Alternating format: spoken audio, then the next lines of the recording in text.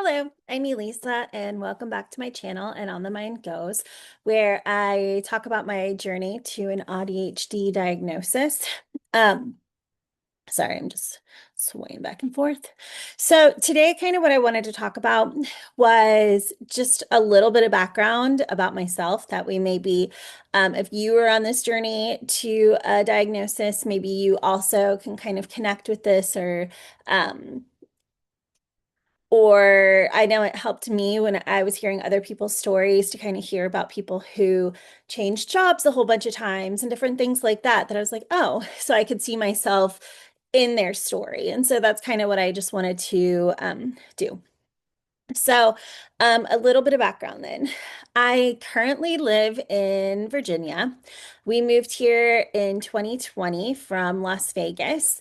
Um, I have I've been married for 20 years and I have two daughters, a 14-year-old and a 10-year-old, and they keep me very busy. We also have a dog and two cats. Um, and then, so that's just like a little background demographic kind of stuff. Um, but what else? So I was a teacher. I taught high school English for 3 years here in Virginia. Prior to that, I taught middle school science. So I taught earth science, life science, space science, and forensic science. And prior to that, I've had so many jobs. I think I was tallying it up and I've had like 16 jobs, not including a jewelry line I started, my blog I started, and then this YouTube thing that I'm trying to get going. Um, but so I have, sorry, I have definitely um skipped around to a lot of different things, kind of like a jack of all trades and kind of knowing a little bit of everything. I have I went to school originally for, well, I went to school originally for marine biology. And then when I got to high school, or nope, to college, I realized that I didn't like math. I remembered all of a sudden. And so I dropped out of that course of study. And instead, I switched to creative writing, creative nonfiction. And so I was doing that, and I was in my senior year of college when my mental health took a plummet. And so I had to withdraw in my senior year, and my parents came and picked me up and brought me back home with them, where I then lived for maybe like 6 months or so before I then myself joined the Air Force. And so when I joined the Air Force, I did 4 years. Um, so back to so my job wise. So my interest at first was when I was in middle school. I got very interested in marine biology, and I also got very interested in genetics. I That was the most interesting thing to me. So when I was in high school, we moved to the Republic of Panama, and so that's where I did my high school years. And there I had some of the most amazing teachers, especially my science teachers. Um, and they were awesome enough to get me an internship at the Smithsonian Tropical Research Institute there in Panama. And so I worked there in the genetics lab. We just kind of did some cloning and stuff of sea urchins. And then we were also cataloging some fish in the area. And so I was just kind of working with that. And then so that's what I did in high school. And then I had another job, like a admin job for a short stint in high school also, which I hated because office jobs are not for me. I am a person who always wants things to be as efficient as possible. And so if I get into a job, like that job, for instance, I spent most of the time just kind of watching the clock and waiting till lunch because I would knock out all the things I needed to do that they gave me on my list and I would just be twiddling my thumbs. So instead, I like reorganized their entire supply closet and all kinds of stuff, just trying to find things to keep me busy. And so, yeah, I don't do well with that. And then So that was high school. Then when I went to college, sorry if this is all over the place, and if I need to edit it, I can. I just had heard that, or from videos I've been watching, people prefer not to be edited, but my only concern is my brain goes off into a gazillion different tangents, and so that might be hard to follow. But maybe your mind also goes off into a million tangents, and so you'll be right there along with me. So back into it. All right.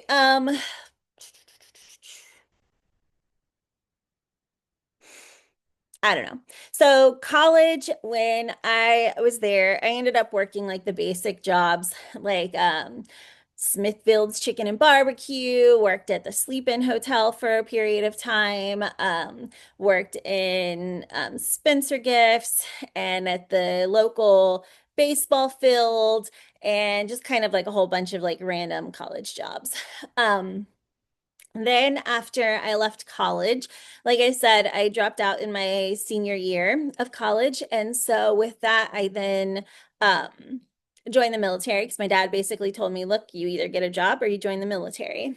And since he had been Army, he suggested that I go Air Force because he said that they would take better care of me. So that's what I did. I joined the Air Force and I served 4 years. So I did aircraft maintenance. So I was it's called avionics technician. So basically, the person who handles things like their flight controls and the computers and the infrared and different things like that. So all of like the radios, all of that kind of electronic stuff was under our belt.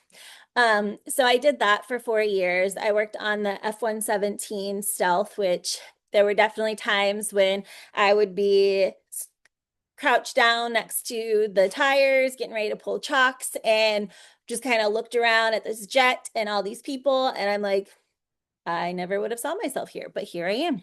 Um, so anyway, so I did that for 4 years. I met my husband when I first joined the military, and so we ended up meeting. He ended up getting stationed in Alaska, and so I stayed in New Mexico. So basically, for the first 3 years of our marriage, we lived apart from each other. But what we did is we would just visit on and off. We didn't have phones as readily available as now or like they do now. So a lot of the time we would end up like renting the same movie. And then we would, be ready and go like one, two, three, play. And we'd both try and play it at the same time so we could watch the movie together. But of course, there was always that like annoying like lag that would be frustrating. We'd also got chessboards and we labeled like the numbers and letters on it, and then we would play chess over the phone together sometimes. Um, so yeah, so we lived apart for 3 years. So I was in the military, and then so I just did 4 years and then I got out. And after those 4 years, then I moved up to Alaska to be with my husband. Um, I worked like a random Home Depot job for a period of time. But then I got a job working at AT&T, and it was working again with machinery and all of that. So I was in the maintainers and I'm trying to think, I feel like the installation technicians. So basically what we did was we set up like three 5G, 4G, 3G. I don't know. We set up something at that point. That was many years ago. So we did a lot of that, did a lot of we had to do tower climbing. So for the tall cell towers, installed like security cameras and just random things like that. So I enjoyed that. It was a lot of fun. It was like me with all the guys. A lot of it I'd never really worked with power tools before. And so, and even in my interview, like the whole time they would ask me, oh, do you know anything about this? And I'm like, nope, but I can learn. And so a lot of it was just a lot of all of my jobs are just on the job, figure it out as you go. Um, so that was that. And then I ended up leaving the installation job and moved over to just another portion of the AT&T, which is called the NOC, which is just the Network Operation Control Center. And so that's where you have like the all the TVs and you're watching for any down systems or any issues that they have. And so then you would talk to different technicians and kind of help them figure out like where in the line something went wrong, which was interesting. And then after that, I ended up, so we were in Alaska, and then I got pregnant with my first daughter. And so we moved from Alaska to North Dakota, which, if you've never been to either of those places, it will surprise you maybe to know that North Dakota is way colder than Alaska is. Um, so we moved there and we had our first daughter. And then I went back to school because, again, like I said, I hadn't finished my degree. And so, luckily, with the military, I had done so you can do either the GI Bill or you could do this thing called CLRP, which is the College Loan Repayment Plan. So I went ahead and I did the college loan repayment plan. So they paid, I think, like $10,000 towards the school that I had already completed. And so they paid that off, so I didn't have to worry about that. And then because of post 9/11, when I got to North Dakota, I applied to see if I would be eligible for it, and I was. So it was just the post 9/11 GI Bill, and so I used that to go back to school while I had our oldest then, had her and kind of did take care of her while also going to school. So I went back to school they didn't have creative writing. They only had English. So I decided, okay, well, I'll do English. And so I finished that up and got my degree in English. And then I was also going to double major in psychology because I've always been interested in the mind and the brain and people and how it all works. And and for a short period of time, I worked with this psychologist who was doing studies and trying to with people's memory. So different, I don't, that's neither here nor there. Okay, anyways, um, so for like a quick minute, was a psychology major, and then I ended up talking to someone who they were a forensics major, and I was like, oh, I didn't even know that that was an option because I love forensics, I love true crime, I love all of that kind of stuff. And so figuring out that that was an option, then I added on to be a forensic science major also. And they had two tracks. Like you could do one, which was like evidence analyst, and then another one. So I did that one. So basically, with that, I can work either out in the field, like collecting the evidence or whatnot, or I can also work in the lab and kind of testing everything. So I really, really enjoyed those classes and just that degree in general. Okay, so to continue, if you can tell, it is now dark out. And I was watching back my video and realized I totally just left off and didn't finish. So I figured I'd better wrap it up. And I was talking about going back to school and getting my forensics degree.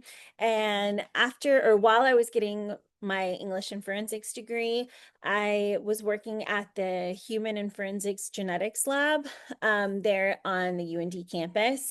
We were testing, basically, there are these wild horses. And so we were testing their hair for DNA, mitochondrial DNA, and we were trying to determine their lineage. And so that was just something I did while I was there at school too. Um, so what else? Okay, so I am just continuing because again, I was editing and I see that I forgot to leave or end it. So I was talking about my jobs and all of the like work experience I'd had up until that point. And I finished with while I was getting my degrees, going back and working at the UND Human and Forensic Genetics Lab. Um, so then that kind of was if we fast forward, it wasn't until I think 2021. So in 2020, we moved to Virginia, and we, within the first like 3 months, we lost my dad. And so with that, it kind of sent me into this whole spiral of trying to figure out like what I want in life, what all of that. A little bit of existential crisis. And so, with that, I kind of was getting back in touch with things that I really enjoyed doing. One of those things was making jewelry. And so, I used to make jewelry a lot. I made it like some when I was younger, but then in college, I made some. And then when I lived in Alaska. And so, throughout the years, I've kind of like picked up making jewelry again, or if I had like an outfit and I wanted something to go with it and I didn't have the right piece, then I would just design a piece of jewelry really quick to go with it. Um, and I always enjoyed doing that. So I went back to the New York Institute of Art and Design, and I went through there and was taking their jewelry design class. And so I was almost done when I just kind of let it taper off. So so I was pretty much like I'd done like however many long of the course it was, and then I just was kind of at the stage where I had to put together a like a bazaar, or like a what's that called? Like a trunk show kind of thing for my jewelry, and I'm not really good at selling myself or trying to like promote and sell things that I create, because I always feel awkward or weird, or like I'm trying to push stuff onto people when I don't want to do that and I just want to share my art. Um, and so I started with that. I started a jewelry line, and it was called Iris Madison. So I named it after the middle names of both of my girls. And I started the whole business. I made a website. I did all of that kind of stuff. I sold a few pieces, mostly to, family, and that's about it. And then I kind of just let that sort of fall to the wayside. GoDaddy accidentally like deleted my whole site, and so I just never restarted it. Then, um, then after that, I decided to. So let's see, I did my jewelry. Then I was working with a friend for a short period of time. But it was fun. It was fun working with a friend, and kind of like we have the same sort of brains. So yeah, so I was working with my friend, and we did that for a little while until that kind of fell through and petered out. And then I started a blog. And so I just wanted to document. So I was um with my mental health. So again, at that time, I was diagnosed with bipolar 2, ADHD. I struggled with depression, anxiety, OCD, all of that kind of stuff. And so I started a blog, basically just a mental health blog in a sense, just kind of talking through like that and grief and, the long road to a diagnosis and just all kinds of stuff. And so I started putting some stuff on my blog, and then that was going well enough. But then what else? And so then so then I was teaching, and then I quit teaching. After the 3 years of teaching, I was finding that I was really, really struggling. I was losing myself. I was kind of being taken over by my people pleasing, and I didn't like that about me. And so I kind of decided, not only that, there was a lot going on, to be honest with you. Um, we were struggling with our oldest and her mental health and all the things that she was struggling with. And my brain just couldn't keep up with it anymore. I tried, let's see. So let's say you plan, right, for the next week's like assignments that you're going to do in class. Well, I would try to do that, but towards the end, I was really struggling to where I couldn't prep. Let's say I couldn't prep this week for next week because I would forget all of my prepping. And so then, regardless if I prepped previously or not, Sunday I still spent the whole day basically teaching myself what I was going to be teaching my students. And so it was kind of pointless to plan ahead because I would just forget what it was that I was supposed to be talking about or teaching.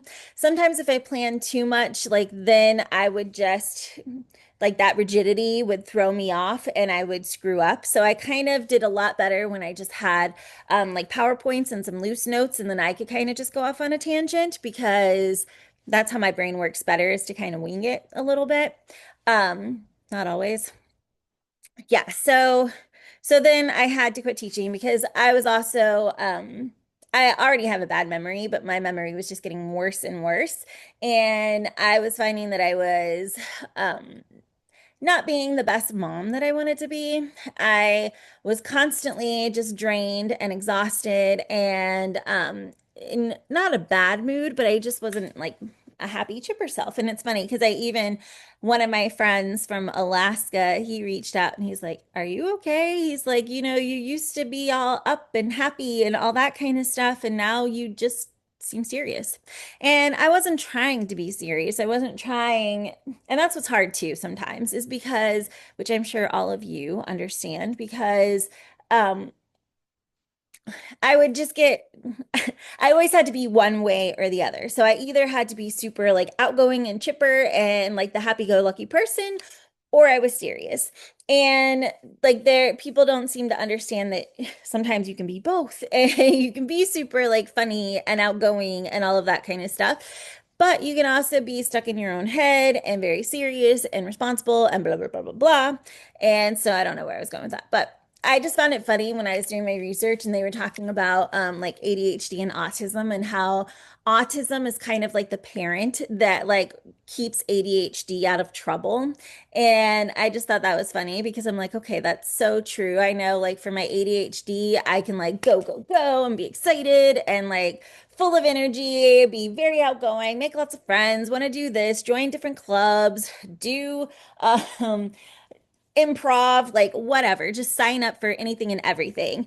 And then all of a sudden the autism hits in and it's like, whoa, what are you doing? Like we don't do that stuff. Um, we like our own space and not around new people and all that kind of stuff. And now I'm just rambling and my hair's messing with me. So it's frustrating me. Um, yeah, so that was kind of my wrap up, and I don't know why I had to add this because I really don't think I did. Um, But I just wanted you guys to know that there was more beyond whatever.